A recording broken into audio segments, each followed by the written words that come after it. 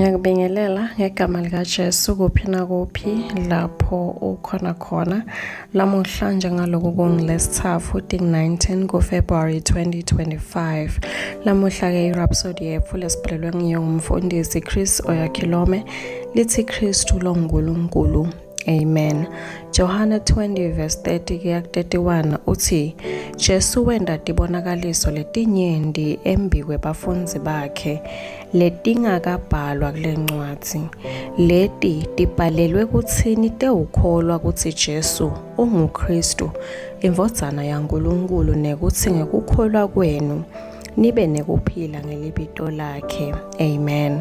Ngekusho kwembhalo wetfu loyinhloko siyayibona injongo yekubhala kwemibhalo lengcwele yekutsi size sikholwe kutsi Jesu unguKristu indvodzana yaNkulunkulu. Lena ngulenye yetimvo lekujabulisako letembulwe evini laNkulunkulu. Ngako-ke lisho kutsini ligama lelithi Jesu unguKristu.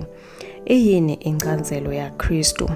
Kwekucala kufanele uconze kutsi ligama lelithi Kristu lihumusha ligama lesiGreek lelithi Christos, lona lihumusha ligama lesiHebheru lelithi Mesiya. Ngetulu kwaloko inchazelo lengiyo yaKristu kuthiwa nguNkulunkulu umuntfu, lokusho ukuthi uNkulunkulu losenyameni yemuntfu. Ngiso sizatfu lesenta kutsi Kristu aphindze abitwe ngekutsi uyindvodzana yaNkulunkulu. Nasithi Jesu uyindvodzana yaNkulunkulu, loko akusho kutsi uNkulunkulu unguyise ngendlela bobabe lababita ngayo bantfa babo, njengekutsi Scott utala indvodzana lebitwa ngekutsi nguScott Jr. Cha, indvodzana yaNkulunkulu emibhalweni isho uNkulunkulu losesimeni semuntfu.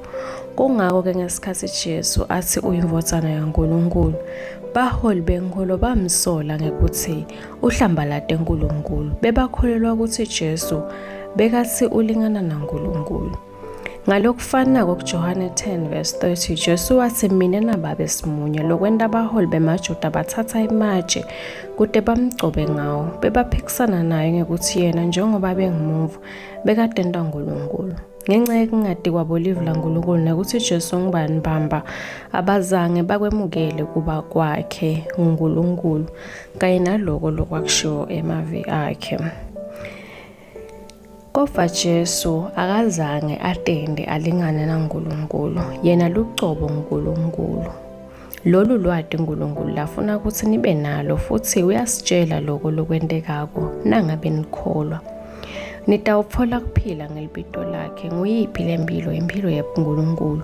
NgaJesu Kristu unemvelo yeNkulunkulu, kuphila lokuphakathe, kuthatha indzawo yekuphila kwemuntfu latalwa nako batali bakhe.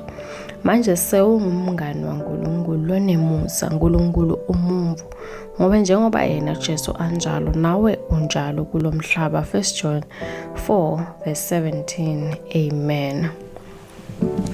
Kuchubeka nesifundvo ungafundza Johane 1 verse 12 kuya 13 na 1 John 5 verse 11 kuya 12 na 1 Timothy 3 verse 16. Amen.